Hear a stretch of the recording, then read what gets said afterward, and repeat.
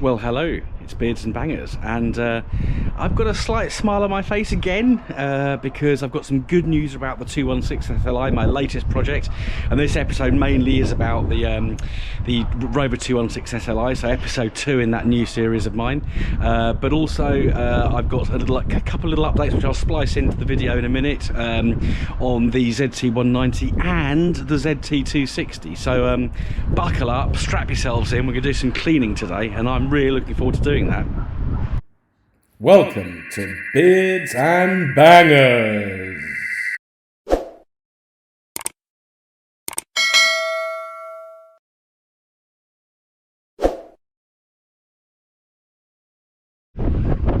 So as we can see, we're going to have a little look at the 190 first. So yeah, some welding's been done. So the rear of the offside sill is now welded up, got some filler on it, so ready for the next step. And then you can see in the next clip the front has been put in place ready for welding, so that's going to be done today, so that's really good. And the 260, if we go and have a look at that, that's got a front end back on it with polished headlights, so the resistor for the cooling fan's been fixed, and we have a front end back on the 260, so it's getting a step nearer. We can now move on to the next part. So the 190 is still priority because we've got to get the MOT done on that, but the 260 might be sorted soon. I don't know, don't want to make any promises. But the other piece of good news, if I just spin you around here, I thought I was going to have another big garage built because as I reported in the first episode on the 216 SLI, which has got a name, but I shall hold off telling you that just for now, the rough running was simply because this lead here wasn't pushed in properly. So happy days, that's been pushed in, so I will get these replaced because these aren't genuine, and that's probably why that's just, so you can just see it springing up. So thinking, oh my god, I'm gonna have to spend money on this car, I actually don't, which is really good. It's going to be a case of time, which is really pleasing. So yeah, drove it around a bit with the we'll have a little look at the engine bay so you can see that. Drove around a bit and it's driving really sweetly. But yeah, I took the car up to the garage where I go for where the ZT190 and 260 are, and they had a look at it and they were quite pleased. Thought it seemed quite solid, so that was good news. And I've had some wonderful comments and feedback from you guys so far, so please do keep that up. And if you do want to find out about what's going to happen to this car, then please do hit that subscribe button, because there'll be quite a few episodes coming up in this new series. But now it is time to get the paintwork looking lovely. Right, so job number one is to get some tar remover. Hopefully that's going in the camera. Around the lower parts of the car, just to loosen some of this stuff. We'll rinse that off, and then we're going to snow foam. Yeah, so where it's really ground in, we'll get plenty of this stuff on.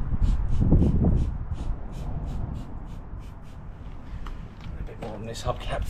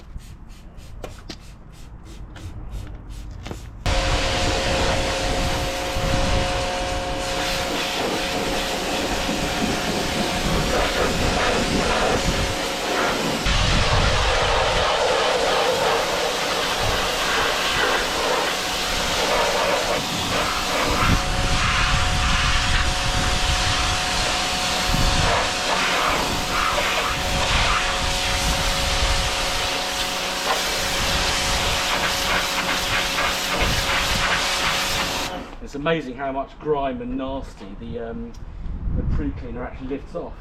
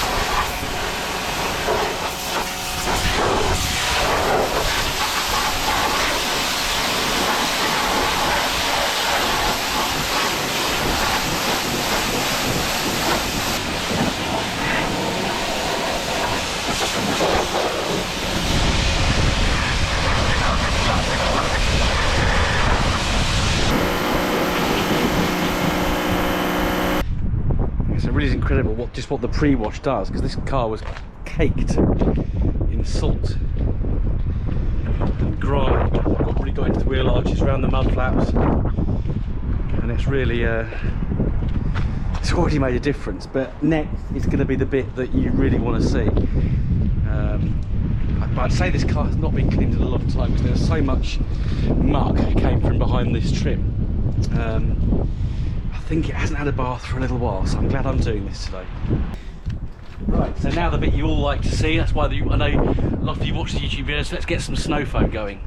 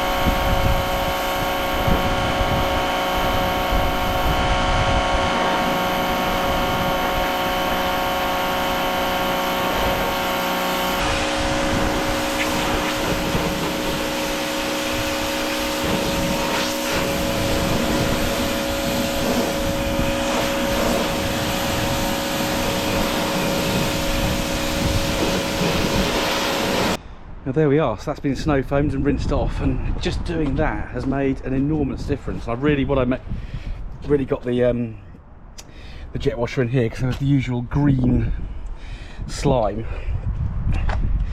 in here. So what I will do next is actually hand wash it with some ceramic shampoo. So I'm going to try that first off. Well, I haven't quite got all the foam off there, but that's all right.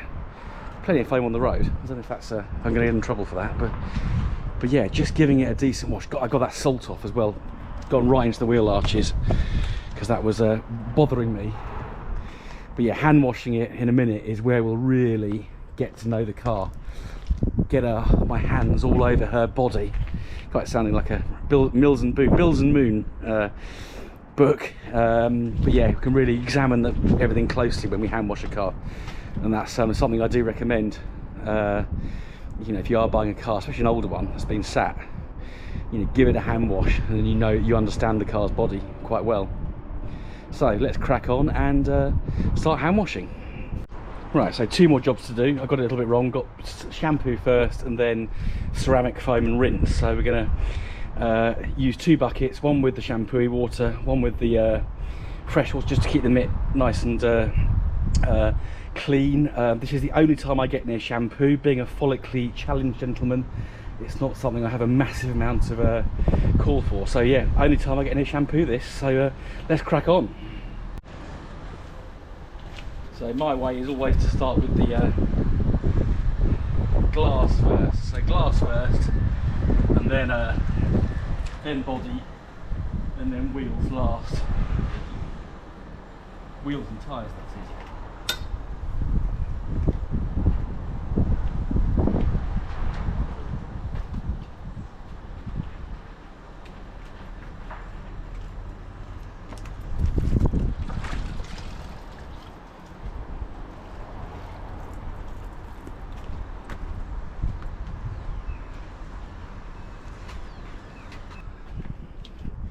So the roof's going to need a machine polish because the dirt up there is really ground on.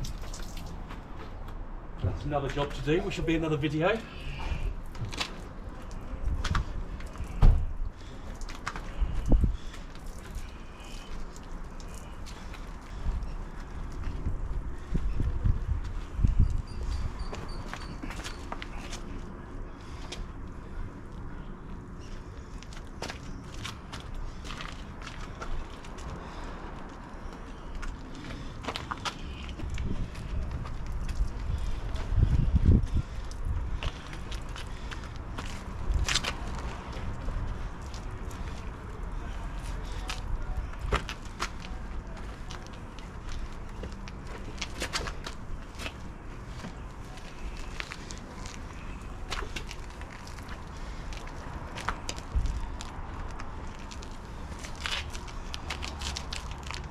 Right, that's the washing done. We are going to need to do some paint correction because some of the dirt is just really ground in, so I'll bring you that in another video. Let's get it rinsed and then we can put the ceramic snow foam on.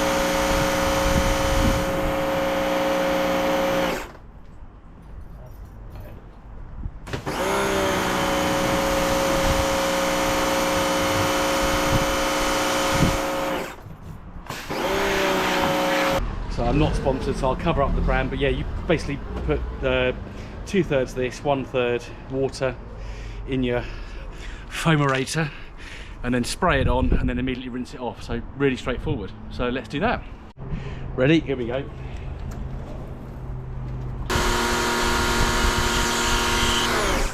Yeah, you. This stuff smells lovely.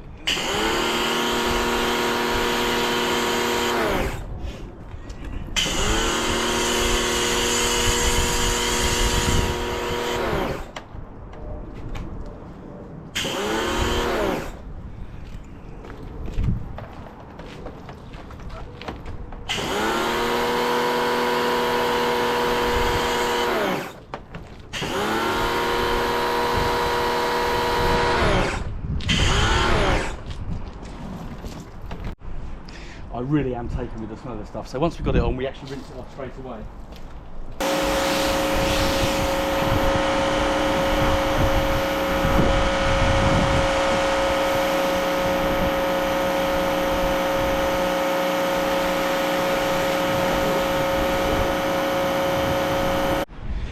So there we are. We can see the ceramic. It's a nice alternative wax. I'll get this washed off in a minute, toweled off properly. But yeah, just having given it a good clean now, with what, 4 stages I think, we can obviously see the problem area. So we've got this rust down this panel here, the bonnet, the roof is better, but there's still quite a lot of ground in dirt, so we're gonna, I think, clay bar next. Got this pitting here. I think this has been resprayed at some point and it's failed.